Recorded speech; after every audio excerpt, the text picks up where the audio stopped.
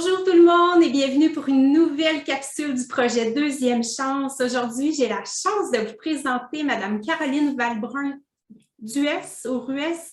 Duès, on n'est pas obligé de le Duès. dire. Non, non, je me Parfait. limite à Caroline Valbrun, c'est très bien. C'est mon nom. Excellent. Ben, parfait. Caroline, bienvenue parmi nous. Merci beaucoup Isabelle, merci de me recevoir. Ça me fait immensément plaisir. J'aimerais que tu nous dises, Caroline, qui es-tu aujourd'hui? Quel genre de femme tu es? Qu'est-ce qui constitue ton univers en ce moment? Alors en ce moment, mon univers, il est constitué d'une vie de famille, bien sûr. J'ai 3 enfants adultes et j'en ai encore un qui est étudiant à ma charge, donc qui vit avec moi. Et D'accord. puis, mon univers professionnel, c'est aussi une double activité parce que j'ai quitté une entreprise de la promotion du tourisme où j'ai travaillé presque une quarantaine d'années pour vivre maintenant des choses qui me passionnent. Je suis devenue psychopraticienne et je donne également des cours de piano. Donc, je répartis mon activité dans ces deux domaines, ce qui remplit bien mon emploi du temps, comme tu imagines. Absolument. Et à travers ça, tu as trouvé un équilibre parce que… J'ai trouvé absolument, j'ai trouvé l'équilibre déjà d'être indépendante et de pouvoir m'organiser mon temps, ma vie comme j'en ai envie, tu vois, de répartir entre mes passions et puis ma famille et mes amis. Et ça, être libre de son temps, c'est un privilège extraordinaire. Tout à fait. Voilà, quand on réussit à quitter l'entreprise, à travailler pour soi, bon, il faut beaucoup investir aussi dans ses formations, dans son travail, il faut avoir une discipline, mais quel bonheur à l'arrivée d'avoir cette liberté. Mais tout à fait. Dis-moi, Caroline, ça ne s'est pas fait tout seul. Qui étais-tu il y a 10 ans? Oh là là. Alors, il y a 10 ans, j'étais donc en entreprise, une maman très active qui jonglait un petit peu entre le travail, la vie de famille, etc. Et puis, quelqu'un d'hyperactif, alors déjà par nature, mais aussi parce que je l'ai découvert à cette époque-là, tout à fait par hasard, lors d'un rendez-vous médical. J'avais une hyperthyroïdie. Donc, comme tu le sais, fait travailler les organes plus, donc, et aussi un facteur d'hyperactivité, l'hyperthyroïdie. Et j'ai donc été opérée et on m'a retiré la moitié de la thyroïde. Et je suis donc sous médicaments évidemment à vie, mais c'est beaucoup plus régulé. Et donc cette hyperactivité, on va dire organique, elle a été guérie, soignée, etc. Mais par contre, l'hyperactivité de nature, elle est toujours là, parce que je suis quelqu'un qui aime beaucoup découvrir, apprendre, expérimenter. Voilà, donc ça, j'ai continué de le faire, bien sûr, mais de façon plus structurée, on va dire, plus modérée. Voilà. Voilà, donc ce que j'étais il y a 10 ans, ben, c'est quelqu'un qui n'arrivait peut-être pas à bien tout réguler, mais qui a appris à le faire de par les circonstances. Voilà. Est-ce que tu dirais que ce rendez-vous médical-là a été en fait ton événement bascule ce qui a fait que ta vie a pris un nouveau tournant? Non, je ne vais pas dire Non? ça. Ce qui a motivé le tournant, c'est que j'ai vécu un drame personnel. D'accord. C'est le suicide d'une personne proche, en fait, mon compagnon. Et à l'époque, j'étais déjà en transition de vie, c'est-à-dire je réfléchissais à ce que j'allais faire, si je quittais mon entreprise, quels seraient les domaines dans lesquels je pourrais me reconvertir. Et j'avais déjà commencé à réfléchir à des formations et je voulais me tourner vers la relation d'aide. Donc cet événement qui a été un trauma et qui a fait vraiment exploser tous mes repères, qui a été vraiment quelque chose, un vrai détonateur, un tsunami, comme les personnes qui ont vécu des traumas comprendront parfaitement de quoi il s'agit. Ça m'a obligée à déjà prendre une décision, c'était est-ce que j'allais continuer de vivre ou est-ce que j'allais tout arrêter moi aussi parce que j'y arriverais pas. Et évidemment, quand on a des enfants, ben, on ne se pose pas trop la question. Des parents aussi, et puis on se dit que la personne qui est partie, c'est pas ce qu'elle aurait voulu, donc on essaie de se retrouver une deuxième impulsion de vie, enfin, un moteur en s'investissant dans quelque chose de neuf. Et du coup, ça a accéléré un petit peu ma décision de partir de l'entreprise et de me former, ce que j'ai fait. Donc, je suis partie en formation de psychopraticienne. Au début, je l'ai cumulé avec mon emploi. Je prenais sur mes congés pour me former. Donc, voilà, je me suis formée. J'ai fait des spécialisations aussi. Je me suis spécialisée en psychogénéalogie. Je me suis spécialisée aussi en hypnose. Et puis également, j'ai conçu un programme en ligne pour les personnes qui souffrent de troubles du comportement alimentaire parce que c'était un sujet qui me touchait dans mon entourage proche, mes amis, etc., ma famille.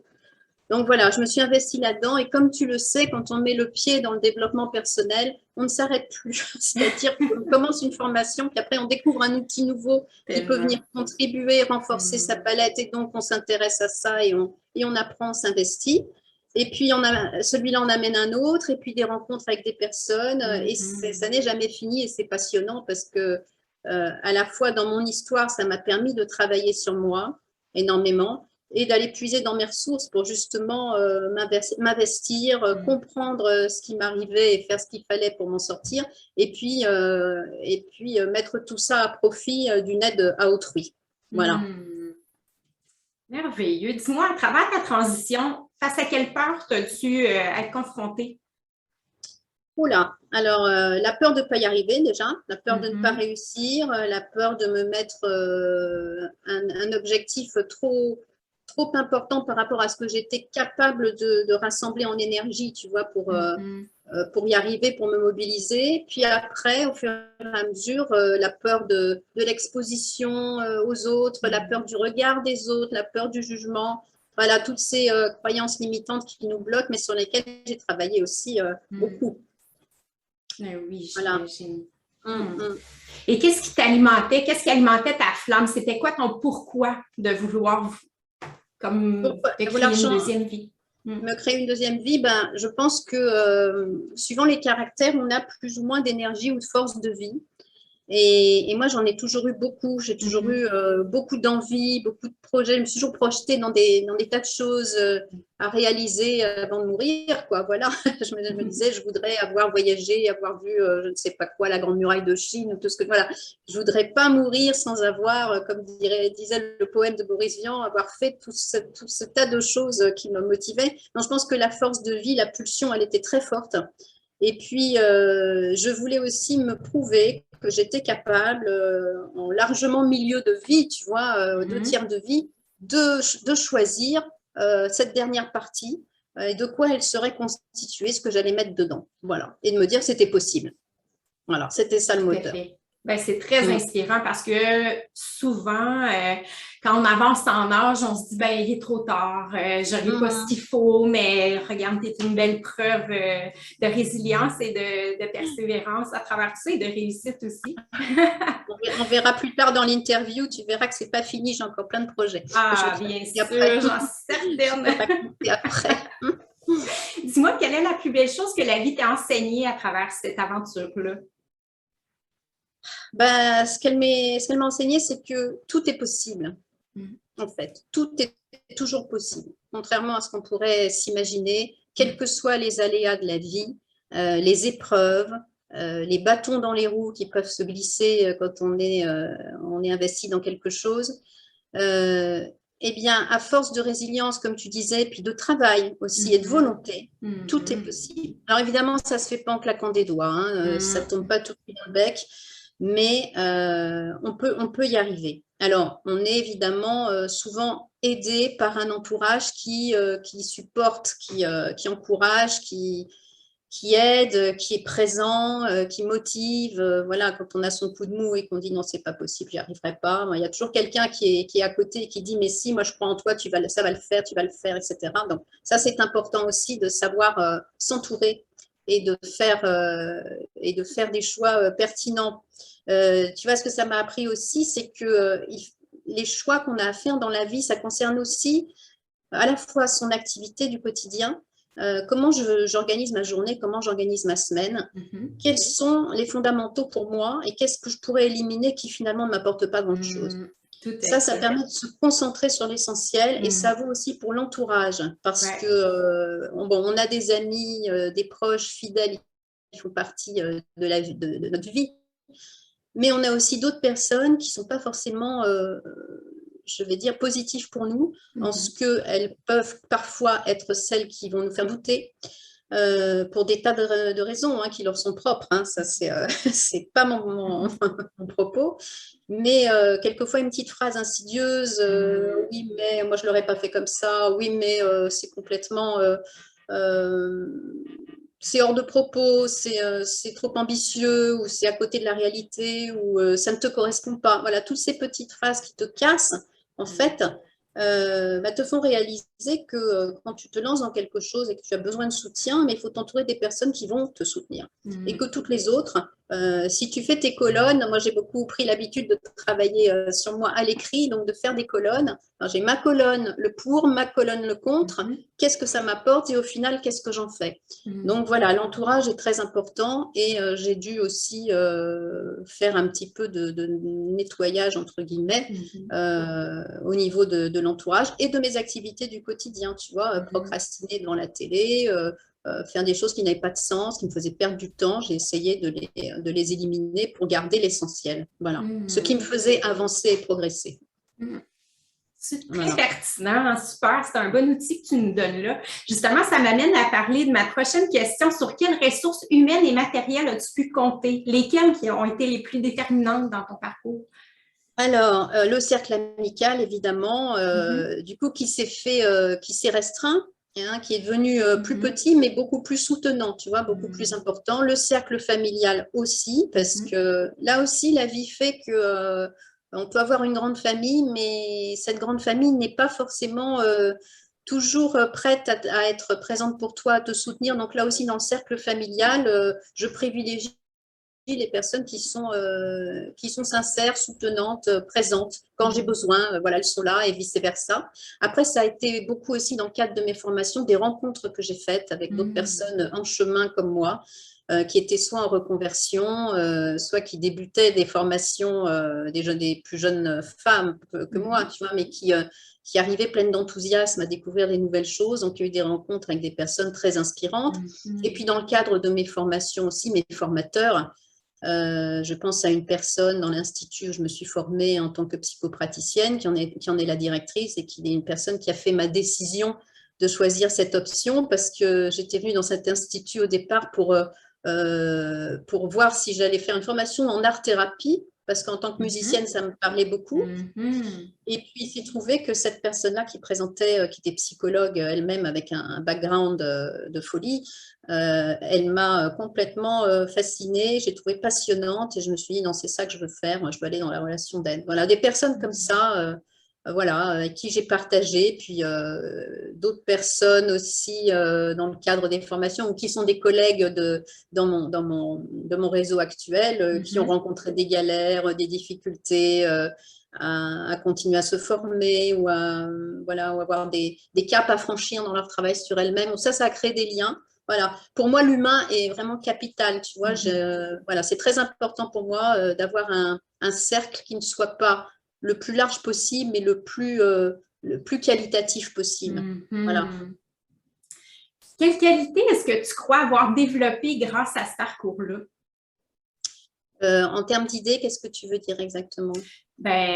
Quelque chose que tu possédais, que tu n'avais pas nécessairement développé il y a 10 ans, disons, et qu'aujourd'hui, tu l'as vraiment intégré dans ta vie, comme tantôt on parlait de persévérance, de résilience, mais est-ce qu'il y a autre chose que tu crois en avoir retiré? Alors, moi, j'ai été élevée en pension quand j'étais petite et ça m'a donné un sens, un cadrage, si tu veux. Les journées, elles étaient extrêmement rythmées en pension. Donc, à telle heure, on faisait ci, à telle heure, on faisait ça, puis à telle heure, on se couchait, c'était fini. Donc, c'est une forme de discipline que j'ai gardée. Donc, pour structurer mon temps, ça m'aide énormément. Mais là où j'ai dû passer à la vitesse supérieure, c'était vraiment la discipline de travail, ne pas partir dans tous les sens. Tu vois, rester très, très structuré dans la répartition de mon travail sur la semaine. Et puis surtout aussi, me fixer un objectif à la fois. Ne pas être trop ambitieuse. Tu vois, ça va avec la dispersion aussi. Quand on essaie de courir plusieurs lièvres à la fois, finalement, on n'en court aucun. Donc, j'ai essayé de fonctionner différemment, un objectif à la fois et de passer au suivant quand le premier était atteint. Voilà. Génial. Dis-moi, si c'était à refaire, est-ce que avec du recul, en prenant du recul aujourd'hui, referais-tu les choses de la même façon ou tu penses que tout était juste? Je pense que je referais tout de la même façon. Avec peut-être Bon, il y a des choses, j'ai eu du mal à travailler sur moi. Par exemple, le regard de l'autre, c'est quelque chose qui est encore compliqué pour moi, la critique, tout ça. Donc, je sais que c'est des choses à travailler. Mais sinon, je referai la même chose en essayant de ne pas perdre trop de temps. Voilà, de perdre le moins de temps possible et d'avancer avec confiance. Voilà. Dis-moi, si je te mettais face à face avec la Caroline d'il y a 10 ans, qu'est-ce que tu aimerais lui transmettre comme message aujourd'hui? J'aimerais lui dire déjà, fais-toi confiance. Tu vas rencontrer des épreuves assez costauds, mais tu vas réussir à en faire quelque chose. Donc, fais-toi confiance, appuie-toi sur ce que tu es, sur les qualités que tu penses avoir, développe celles qui ne demandent qu'à s'épanouir, et puis un jour à la fois. Voilà ce que je lui dirais.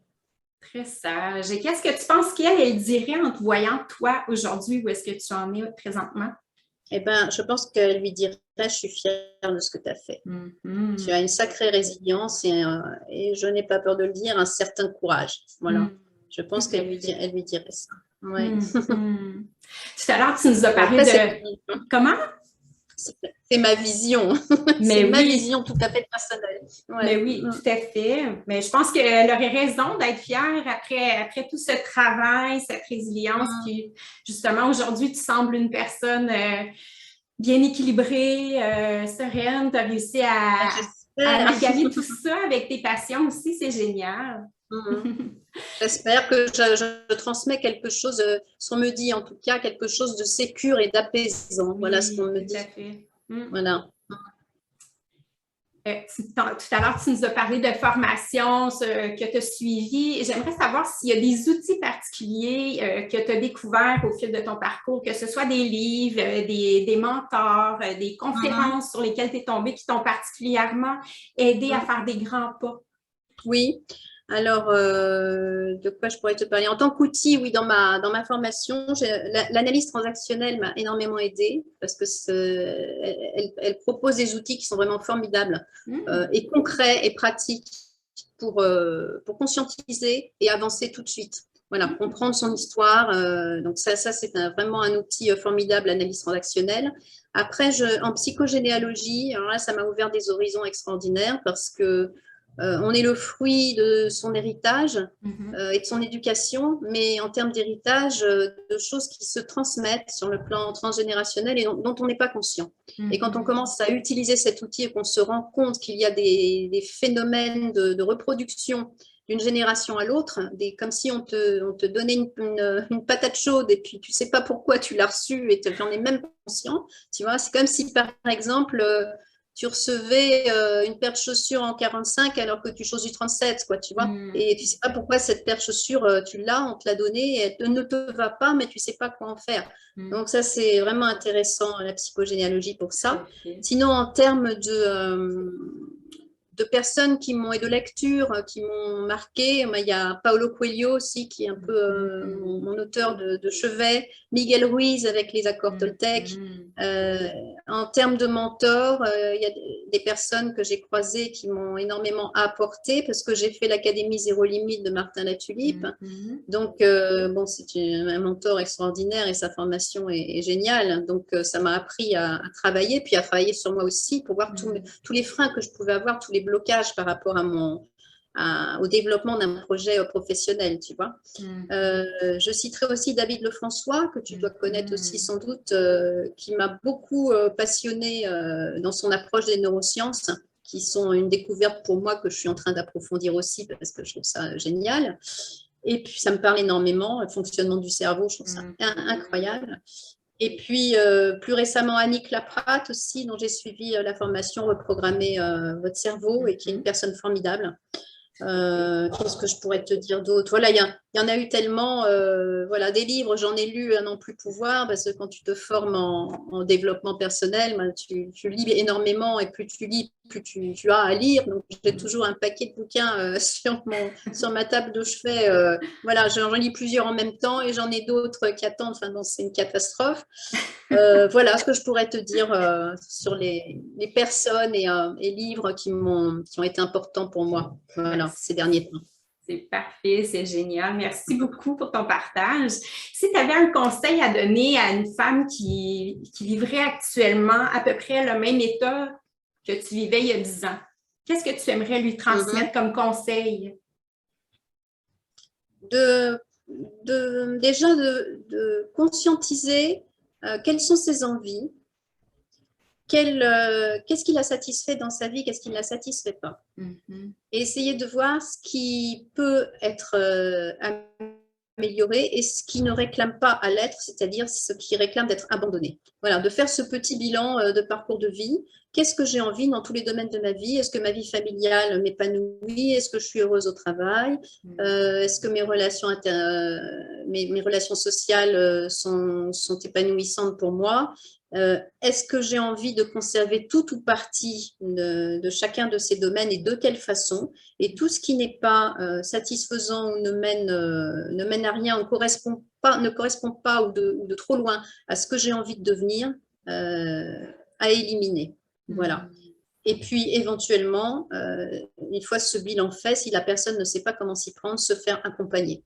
Il y a des thérapeutes, il y a des coachs de vie, il y a des tas de personnes qui sont extrêmement bien formées et qui peuvent accompagner sur ce chemin-là. Voilà ce que je dirais.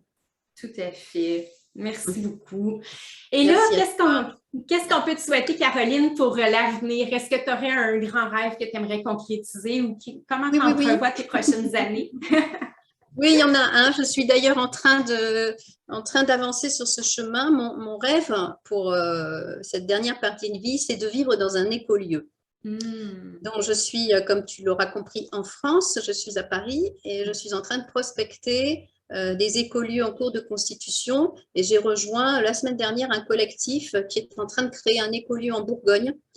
Et mon idéal de vie serait justement de m'intégrer dans une structure comme celle-ci, d'habiter dans un habitat léger du type tiny house ou cabane ou je ne sais quoi, et de vivre en semi-collectivité, c'est-à-dire avec mon endroit à moi, indépendant, mais participer à une vie collective en mutualisant les moyens, en travaillant, en faisant du maraîchage, potager, etc., de façon à avoir une autonomie alimentaire et essayer de réduire aussi sur le plan écologique notre impact collectif sur la planète, notre impact individuel et collectif sur la planète.